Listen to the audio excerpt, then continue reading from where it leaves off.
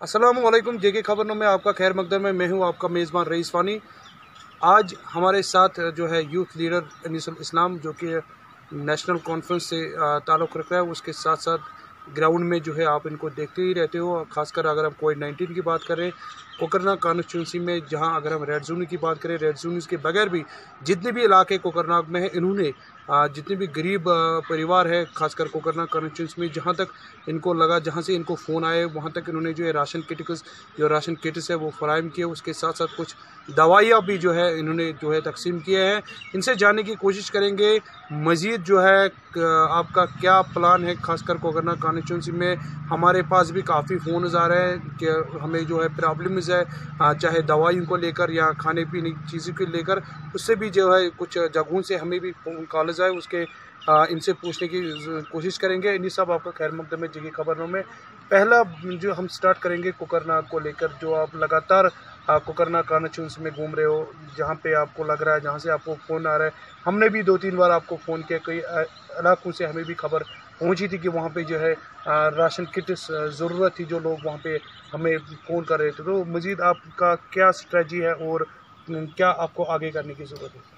शुक्रिया रईस साहब। सबसे पहले सभी हमारे व्यूअर्स को, जितने लोग देख रहे हैं, उनको मेरा सलाम व आदाब, अस्सलाम वालेकुम। सभी लोगों को पता है कि 2-3 महीने से कम्प्लीटली लॉकडाउन चल रहा है पूरे दुनिया में, पूरे हिंदुस्तान में, और हमारा जम्मू कश्मीर भी पिछले 2-3 महीने से कम्प्लीट लॉकडाउन में है। लॉकडाउन का मसला जब डे फर्स्ट से हुआ, तो डे फर्स्ट से ही हमें पता था कि कोकरनाग एक पसमानदा इलाका है। लोग बाहर जाते हैं, बाहर जाके काम करते हैं और अपनी फैमिली उसको चलाते हैं। हमारी डे फर्स्ट से ये कंट्रीब्यूशन रही कि जितने भी हमारे गरीब लोग हैं उन तक हम पहुंचने की कोशिश कर रहे हैं जी। डे फर्स्ट से, मतलब जब अगर आप पर्सनली मेरा आप देखोगे, ऐसा कोई दिन नहीं होगा कि जिस दिन मैंने कोकरनाग का टूर नहीं करा होगा। लेकिन हमने जितने गर्ज को हमने टच किया, जितने जो हमसे हो सका, हमने वो कोशिश करी लोगों को देने की। लेकिन हर एक इंसान परफेक्ट नहीं होता है, नोबडी इज़ परफेक्ट हियर। इसमें कहते हैं कि अगर हम एक हो जाए बन सकते हैं खुर्शीद मुबीन, वरना इन बिखरे हुए तारों से क्या बात बनेगी।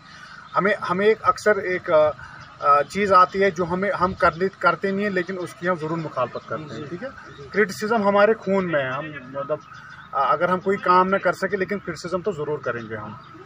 हमने डे फर्स्ट से ये कोशिश करी कि सारे लोगों, जितने मतलब हमने 3 ब्लॉकर्स हमारे कोकरनाग कॉन्स्टिट्यूंसी में आते हैं। एक सागम ब्लॉक है हमारा, कोकरनाग ब्लॉक और लाडनू ब्लॉक में टच करा। कम से कम नियर अबाउट हमने 1800 से 1900 लोग हमने टच अभी तक, जिनको हमने राशन प्रोवाइड करा है। उसके अलावा कम से कम मेरे ख्याल से 170 के 180 फैमिलीज़ को हमने जो लाइव सेव ड्रग्स है, मेडिसिन है, वो हमने उनको दी।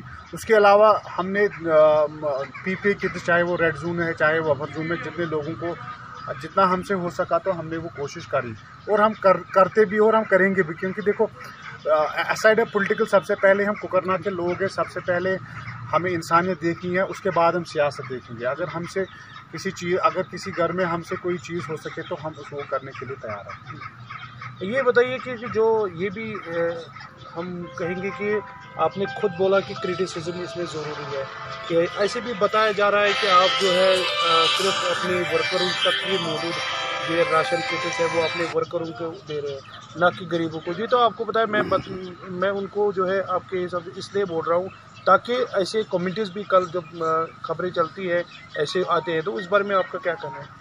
देखो रईस साहब, मैं आपको एक सिंपल सी बात बोलूँगा। कल हमने अपर बेल्ट में राशन डिस्ट्रीब्यूट करा, उसमें से हमने 300 फैमिलीज़ को टच किया। कितना? मैं वो लिस्ट आपको प्रोवाइड करूँगा। आप पर्सनली, आप मीडिया से बिलोंग करते हो, आपको तो कम्युनिकेशन सभी लोगों के साथ होता है। मैं आपको पर्सनली वो 300 लोगों का लिस्ट आपको दूँगा। अगर आपको लगा कि उनमें से कोई डिज़र्व नहीं करता है, तो आप उस टाइम हमें बता सकते। देखो, हम पार्टी से बिलोंग करते हैं, क्या हमारे पार्टी में गरीब नहीं हो सकते? जी, हो सकते हैं। अगर हमारे पार्टी में गरीब है, अगर हमने अपने पार्टी के लोगों को दिया, क्या हमने कोई गलत बात करी? मैं असाइड पॉलिटिकल बता रहा हूँ। हमने जहाँ पे भी राशन किट्स दिए, हमने जहाँ पे भी जिन लोगों को हमें चीज़ें देने की ज़रूरत है, हमने अपनी जो हल्के प्रेसिडेंट्स वगैरह हैं उनको हमने पहले ही बोल के रखा है। इसमें हमने ना कांग्रेस देखना है, ना नेशनल कॉन्फ्रेंस देखना है, ना PDP देखना है, ना BJP देखना है। हमने गरीब लोगों को, जो डिजर्व लोग करते हैं, उनको हमने देना है। हमने 300 लोगों को का राशन अपर बेल्ट में दिया। क्रिटिसिज्म भी लोगों ने किया, मतलब वो तो अपोजिशन ज़रूरी पॉलिटिक्स में तो, लेकिन मैंने डे फर्स्ट से कहा कि हम सियासत इस टाइम नहीं कर रहे हैं, क्योंकि असाइड पॉलिटिकल कोविड-19 है, कोरोना वायरस है, लॉकडाउन है, इस टाइम सियासत करने की कोई ज़रूरत ही नहीं है। इस टाइम हमें देखना है जिन जिन लोगों को हमारी ज़रूरत है उन तक हम पहुँचे। अगर हम ज़्यादा भी नहीं कर सकते, अगर हम अप्रिशिएट भी नहीं कर सकते, कम से कम मुखालफत भी नहीं कर सकते ना। मैं आपको 300 लोगों का लिस्ट कल का जो होगा मैं आपको पर्सनली वो लिस्ट दूंगा, आप उसमें एक दिन आप बैठिए, उसमें आप वर्कआउट करिए। अगर उसमें एक कोई बंदा डिजर्व नहीं होगा उस दिन आप न्यूज़ चलाइए, मैं रिज़ाइन कर दूंगा अपनी पार्टी से। जी, मतलब ऐसा क्यों? एक तो मैं आपने खुद बोला कि अगर वो अप्रिशिएट नहीं कर सकते, अगर चाहे नेशनल कॉन्फ्रेंस की तरफ से, जिस पार्टी की तरफ से लोगों को जो है गरीब लोगों को राशन मिल रहा है, क्रिटिसिज्म कर रहे हैं लोग, उनको चाहिए कि वो और आगे इनको दो अपनी पार्टी के थ्रू, या वॉलंटरी सामने आए, ना कि क्रिटिसिज्म करना। बिल्कुल, देखो जो हमें क्रिटिसिज्म करते हैं उनको बेहतर है कि अपने जो उनके लीडर्स हैं उनसे वो राब्ते में रहे, उनसे बात करें। जो टाइम वो ज़ाया करते हैं क्रिटिसिज्म में, अगर वही वो टाइम अपने लीडर के साथ बैठ के कोई मशवरा करे। अगर हमने 2000 लोगों को प्रोवाइड करा राशन, अगर वो 500 लोगों तक पहुंचाएंगे तो कोकरनाग में 2500 हो जाएंगे ना। हमने 2000 को दिया, अगर वो क्रिटिसिज्म के बगैर अपने लोगों से, अपने लीडरों से बात करेंगे, अगर नो डाउट वो 2000 को नहीं देंगे, 500 को दे देंगे ना। लोग तो मेरे कोकरनाग कोई राशन पहुंचा ना कम, अगर वो 2000 हमने दिया, अगर वो 500 देंगे हो गई 2500। फायदा तो हमें ही है ना। फायदा तो देखो, मैं उनसे एक चीज़ रिक्वेस्ट करता हूँ, जो क्रिटिसिज्म करते हैं बेहतर है कि उनको वो क्रिटिसिज्म ना करे, अपने लीडरों से मशवरा करके जिन लोगों को नीड है उन लोगों तक वो पहुँचे। ये रही बात सर कोकरनाग कॉन्स्टिट्यूंसी की। उसके बरक्स और एक सवाल, आप युवा लीडर हो, यूथ हो, खासकर जो डिलिमिटेशन के बारे में अगर हम बात करेंगे, जिस तरीके से जो है नेशनल कॉन्फ्रेंस ने 3 मेंबर रखे थे पार्लियामेंट मेंबर्स, उन्होंने तीनों ने जो है बाइकआउट किया है। तो आप एज नेशनल कॉन्फ्रेंस के यूथ लीडर भी है, नज़र भी रख रहे हो, और ख़ासकर यूथ के रिलेटेड जो है ये जो है कानून बना था, जिस तरीके से जो है कॉन्स्टिट्यूंसी की जो है पार्लियामेंट मेंबर 3 जो है रखे गए थे आपके नेशनल कॉन्फ्रेंस के, तो इस बारे में आपका क्या है? देखो रईस साहब, सबसे पहले मैं आपको एक चीज़ क्लियर करना चाहूँगा कि गवर्नमेंट ऑफ इंडिया ने जो डिलिमिटेशन का फैसला लिया है, जिस दिन उन्होंने ये बोला कि हम जम्मू कश्मीर में डिलिमिटेशन करेंगे, हमने उसी दिन चैलेंज करा है सुप्रीम कोर्ट ऑफ इंडिया में, जो इंडिया का सबसे बड़ा कोर्ट है। अगर हमने सुप्रीम कोर्ट में इस चीज़ को चैलेंज करा है कि ये गलत हो रहा है, तो हम इस चीज़ का हिस्सा कैसे बन सकते हैं?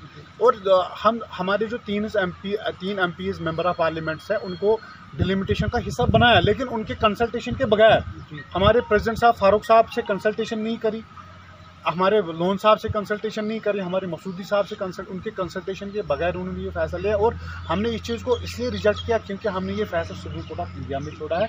क्योंकि अगर हम सुप्रीम कोर्ट में इसको चैलेंज कर रहे हैं, हम बोल रहे हैं गलत है, ये आइन के ये अनकॉन्स्टिट्यूशनल तरीके से हम कर रहे हैं। देखो, हमने 370 दिन में अनकॉन्स्टिट्यूशनल तरीके से एब्रोगेट करा, हमने वो भी चैलेंज करा है सुप्रीम कोर्ट ऑफ इंडिया में। जिस दिन उन्होंने डिलिमिटेशन का मसला उठाया, उस दिन भी हमने इसको चैलेंज किया, किधर? सुप्रीम कोर्ट ऑफ इंडिया में। अगर हम ही चैलेंज कर रहे हैं, नेशनल कॉन्फ्रेंस की पिटीशन हमने दायर करी है सुप्रीम कोर्ट ऑफ इंडिया में कि ये डिलिमिटेशन का जो प्रोसेस है, ये हमने सारी पार्टीज को मिल बैठ के हमने मशवरा करा था 2014 से पहले। बीजेपी ने उसमें साइन किया है, पीडीपी ने उसमें साइन किया, कांग्रेस ने उसमें साइन किया कि 2026 के बाद यहाँ पे डिलिमिटेशन प्रोसेस स्टार्ट होगी।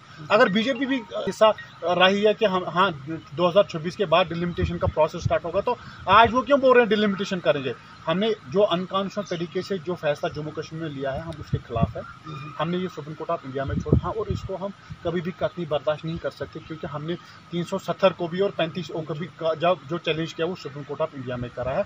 और हम यही कहते हैं कि ये जो नाइंसाफ़ी इन्होंने करी है, मैं आज भी गवर्नमेंट ऑफ इंडिया से ये रिक्वेस्ट करता हूँ, अपने दिल से रिक्वेस्ट करता हूँ कि आप इस पर एक बार नज़र करिए। जो यहाँ पे हो रहा है वो सारी चीज़ें गलत हो रही है, आप इसको वापस करिए ताकि यहाँ का अमन है वो अमन बरकरार हो, यहाँ के लोग जो है वो सुकून से ज़िंदगी है। अगर हम जम्मू कश्मीर अपनी पार्टी की बात करें, उनके लीडर ये बोलते हैं कि अगर हमें बुलाया गया तो हम जाएंगे, हम उसके साथ देंगे।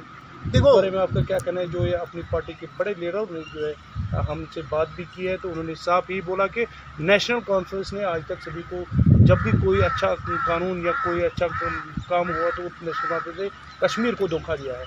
तो ये जो है हम साथ देंगे, अगर हमें बुलाया गया तो हम उसमें हिस्सा बन सकते। देखो रईस साहब, उनको तो चाहिए ना कोई चीज़। देखो, मैं परसों मीर साहब का इंटरव्यू देख रहा था डिबेट में।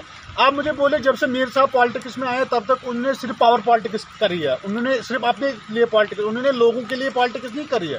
वो सिर्फ लोगों वो बोलते हैं नेशनल कॉन्फ्रेंस को क्रिटिसिज्म करते हैं, लेकिन पहले अपने दामन को नजर डाले ना।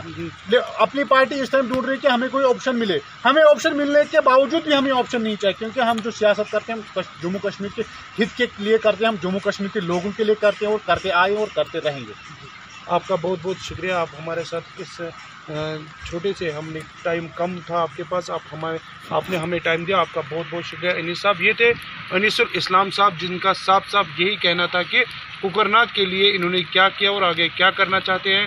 तो मज़ीद आप हमारे साथ जुड़ते रहिए अगले प्रोग्राम में, तब तक के लिए मुझे दीजिए इजाज़त। खुदा हाफ़िज़।